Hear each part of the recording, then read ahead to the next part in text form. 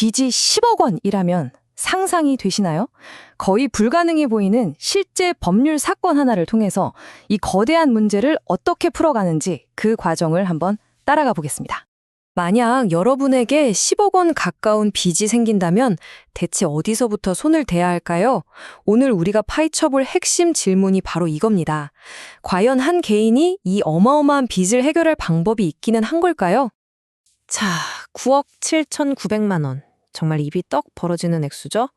네, 오늘 우리가 함께 풀어볼 사건의 총 채모액이 바로 이겁니다. 솔직히 개인이 감당하기에는 거의 불가능에 가까운 무게라고 할 수 있겠네요. 그럼 이 문제의 시작점으로 한번 가보겠습니다. 사건 번호 3110번. 도대체 어떤 사연이 있었길래 빚이 이렇게 눈덩이처럼 불어났을까요? 그 배경부터 차근차근 살펴보죠. 서류를 좀 보니까요. 돈을 빌려준 곳이 무려 23곳이나 됩니다. 주된 이유는 생활비 부족이라고 되어 있는데 여기서 좀 눈여겨볼 점은 이전에 이미 파산 신청을 했다가 기각된 적이 있다는 겁니다. 그러니까 법의 문을 한 번 두드렸는데 열리지 않았던 거죠. 자, 지금부터는 우리가 재무탐정이 되어볼 시간입니다. 이분의 재정 위기가 얼마나 심각한지 소득과 부채라는 단서를 가지고 사건의 전체 그림을 한번 맞춰보도록 하죠. 와, 상황이 정말 극명하게 보이죠? 갚아야 할 돈은 거의 10억 원인데 이분이 가진 재산이라고는 148만 원짜리 2010년식 트럭 한 대가 전부입니다. 이 엄청난 차이, 정말 막막함이 느껴지지 않으세요? 빚의 출처를 들여다보면 문제가 얼마나 꼬여 있는지 더 잘 알 수 있습니다. 은행, 대부업체는 물론이고요. 심지어 세금까지 체납되어 있죠. 이건 단순히 빚이 많다는 걸 넘어서 여러 종류의 빚이 실타래처럼 아주 복잡하게 얽혀 있다는 뜻입니다. 그럼 이 막막한 상황에서 수입은 어떨까요? 월소득은 약 314만 원. 안정적인 월급에 실적에 따른 보험 수수료가 더해지는 구조네요.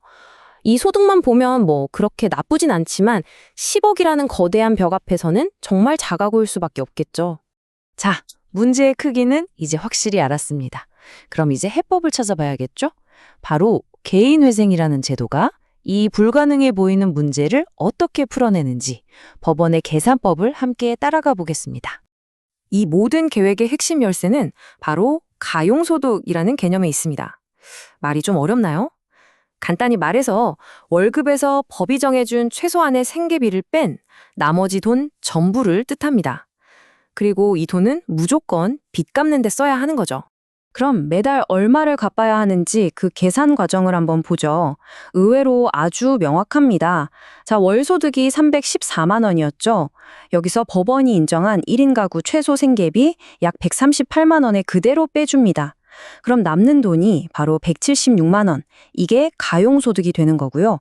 마지막으로 여기서 회생위원 보수, 그러니까 일종의 수수료를 살짝 제외하면 최종 월 변제금이 딱 나오는 겁니다. 그리고 이 계획은 무려 5년, 즉 60개월 동안 이어지는 긴 예정입니다. 2026년 1월부터 시작해서 2030년 12월까지 매달 한 번도 빠짐없이 돈을 갚아 나가야 하는 정말 무거운 약속이죠. 그런데요, 매달 갚는 이 돈, 23곳의 채권자들에게 공평하게 나눠줄까요? 그렇지가 않습니다. 법은 누구의 돈을 먼저 갚아야 하는지 아주 명확한 우선순위를 정해놓고 있거든요. 이 법적인 서열은 아주 명확합니다. 1순위는 법원 절차 비용이고요. 그 다음 2순위가 바로 세금이나 건강보험료 같은 국가에 내야 할 돈입니다. 이게 최우선이에요. 은행이나 카드사 같은 일반 채권자들은 이 모든 빚이 해결된 후에야 순서가 돌아옵니다. 전체 빚에 비하면 세금 같은 우선 채무는 9천만 원 정도로 작아 보일 수 있죠. 하지만 법은 이 돈을 먼저 그리고 전액 갚으라고 딱 정해놨습니다. 그 결과 변제 계획의 처음 51개월, 그러니까 4년이 넘는 시간을 오직 이 우선 채무를 갚는 데만 써야 하는 상황이 된 겁니다. 이게 핵심입니다. 은행이나 카드사 같은 채권자들은 4년이 넘도록 사실상 한 푼도 돌려받지 못한 채 그냥 기다려야만 한다는 거죠. 이것이 바로 법이 정한 우선순위의 힘입니다. 자, 이제 이 이야기에서 가장 놀라운 부분으로 한번 넘어가 보죠. 대체 어떻게 전체 빚의 아주 일부만 갚고도 법적으로 모든 문제가 해결될 수 있는 걸까요? 그 비밀이 궁금하시죠? 그 비밀은 청산가치 보장의 원칙이라는 법률 용어 안에 숨어 있습니다. 말이 좀 딱딱하죠? 이걸 아주 쉽게 풀어서 설명하면 이런 겁니다. 개인회생을 시켜주는 게 지금 당장 파산시키는 것보다 채권자들에게 조금이라도 더 이득이 되어야 한다. 바로 이 조건만 만족하면 된다는 뜻입니다. 바로 여기가 아하하는 순간입니다. 한번 생각해 보세요. 만약 이 사람이 그냥 파산했다면 채권자들은 저 트럭값을 148만 원을 나눠 갖는 게 전부입니다. 거의 아무것도 못 받는 거죠. 하지만 이 회생 계획을 따르면 5년에 걸쳐서 무려 1억 원이 넘는 돈을 받게 됩니다. 원금에 비하면 턱없이 부족하지만 파산보다는 비교도 안 될 만큼 유리한 조건인 셈이죠. 그래서 최종적으로 개선된 변제율이 바로 이겁니다. 11%. 5년 동안 성실하게 계획을 모두 이행하면 일반 채권자들에게는 원금의 11%만 갚고 모든 빚을 법적으로 해결하게 되는 겁니다.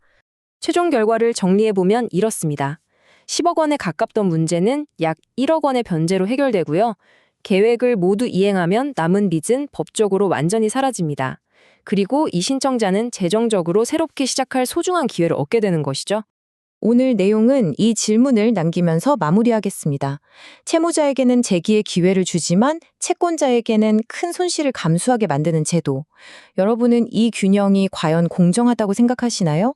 우리 사회의 공정함이란 무엇인지 한 번쯤 깊이 생각해 볼 만한 문제가 아닐까 싶습니다.